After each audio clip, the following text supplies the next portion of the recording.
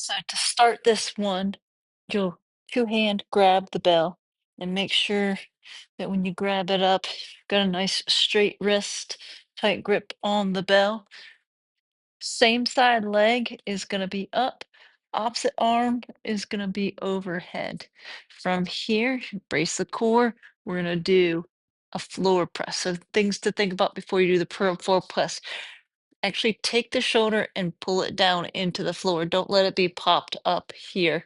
So you want that shoulder retracted first, tight core engagement, then we press the bell so that our wrist is aligned over the shoulder.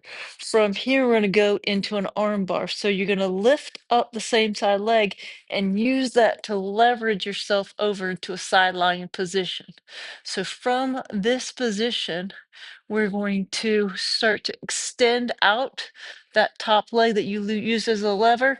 You're going to make sure that you're not shrugged up into your shoulder like this. You're actually going to drop that shoulder down.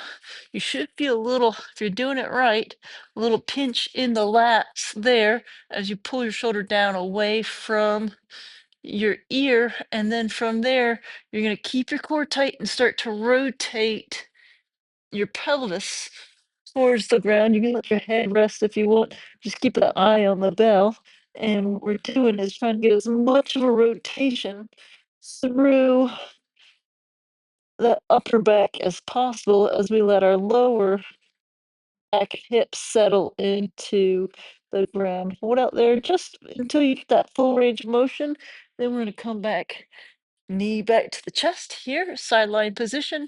From here, we're going to do a sideline press. And you can cradle your head in your hands if you want. What you're going to do is you keep your forearm vertical, and you're going to drop your elbow down towards your hip here, right? And then from there, pressing back up, rolling back over onto your back, and then lowering the bell to the ground before you switch and do the opposite side.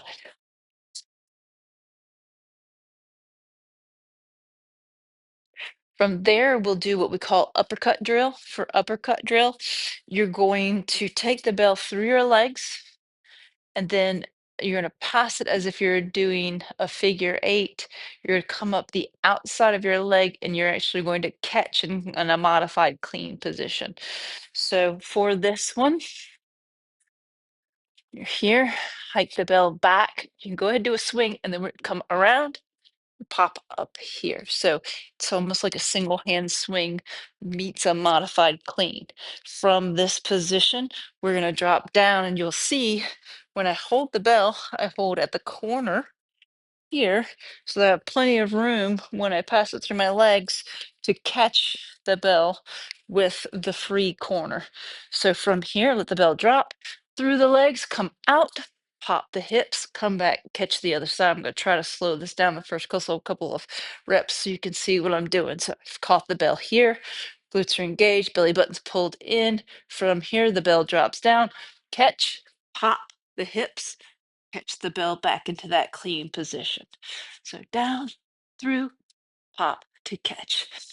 Big inhale on the downswing. Keep your torso engaged. So there's a slight shoulder rotation, but I'm not rounding. I'm not rounding my back to catch that bell. I'm hinging down, and I'm getting a little bit of spinal rotation here. Catch the bell, drive the hips, catch at the top.